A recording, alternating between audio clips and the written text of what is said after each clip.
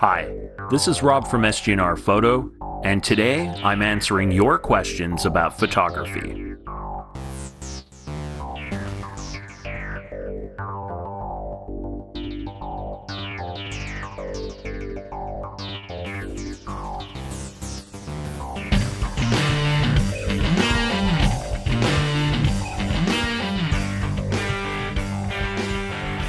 Today's question comes from a guest at a recent wedding reception that I was shooting at.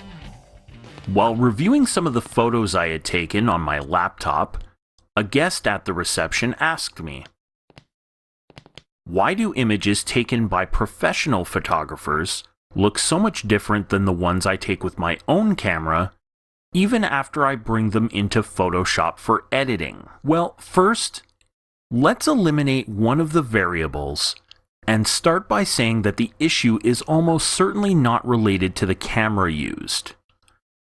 At the risk of abusing a cliche, it's not a better camera that takes better pictures. At least not under decent lighting conditions, or, with all things being equal under reasonable lighting conditions. The next thing we need to consider is what exactly we're trying to capture in an image. Now, the reason why I ask this is I'm a fan of a photographer named Brian Peterson.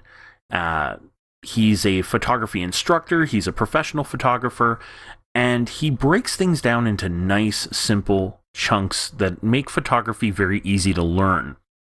In his book, Understanding Exposure, he breaks things down into basic questions, such as 1. What are your depth of field concerns? Sometimes you're looking for front-to-back sharpness in your frame. Other times, you want to selectively focus on a single point in your image. 2. Are you trying to imply motion or freeze motion?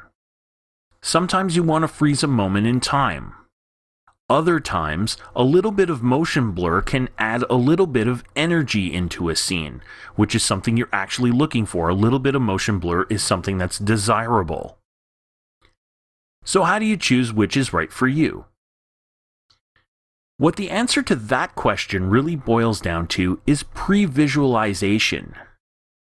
Now, whether a professional is taking a landscape photo, an event photo, or a portrait, photographers are considering not only what they see in their viewfinder, but also how the finished image will look.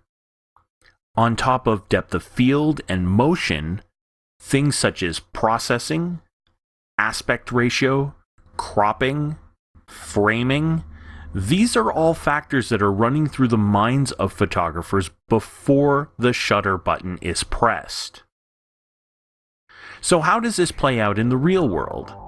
Well, in part 2 of this video, I'm going to take you through the process of an image that I shot at a recent photo shoot from beginning to end, so you can see how this all plays out when you're on location shooting images.